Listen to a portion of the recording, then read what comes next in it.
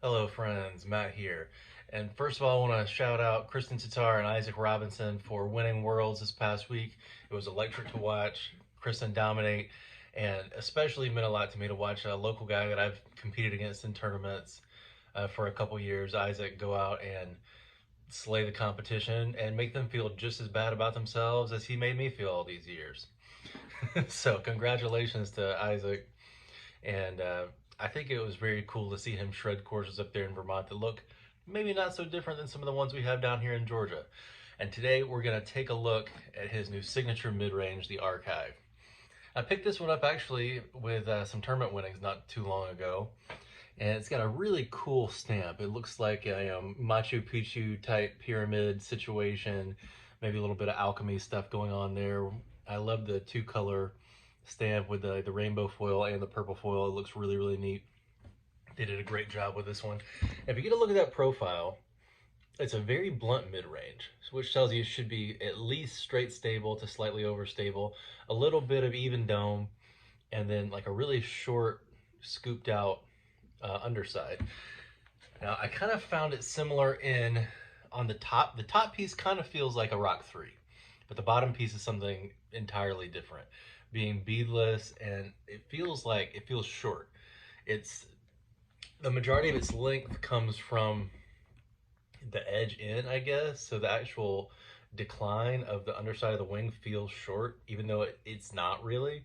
But in the hand, it feels nice. It feels small. It's not a small diameter mid range, but it almost feels like, I don't know, almost like a crow or something like that. It's not as deep as that though. I'm having a hard time finding a completely similar analog. I took it out to a few different courses on my different travels. The ones you'll see actually are a couple courses in Florida and then one in Tennessee that I got to play and was pretty impressed with it. You guys check out the shots. We'll recap at the end, but overall, I think they did a pretty good job with this one. Running out at Northside Park, home to Garrett Girthy. I'm trying to push this one straight to fade right through those trees, and it hits the blind one behind it, but it was doing exactly what I wanted.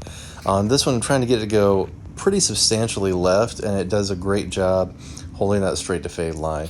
This is at Lake Okahumpka, and perfect hyzer line all the way to the pin, parked that one.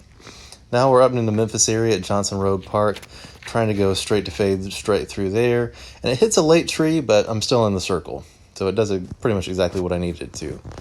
Now on this one, I'm going with a real short, soft forehand. It holds that turn all the way to the basket. It actually hits right near the pin and bounces away, but does what it needs to. So as you can see, it holds a hyzer really well. It likes a hyzer. You can push it flat and it'll get a not turn, but you can make it turn if you force it over a little bit. But it will always get that nice little sharp fade at the end.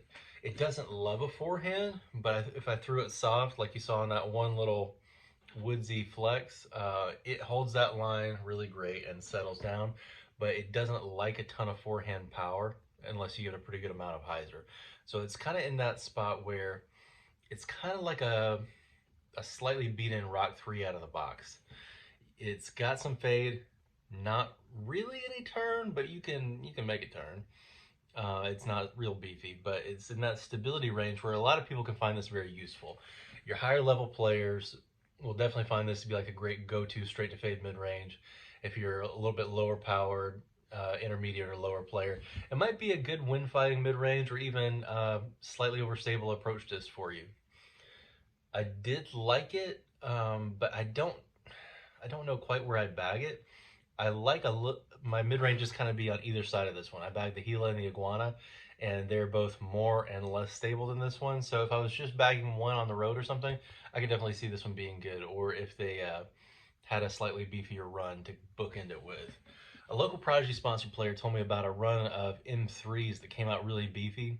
They call them, I think, the M32s, and he said that that is the most similar disc to this one that he's thrown. So if you're a big Prodigy fan, that'd be a fun way to compare it.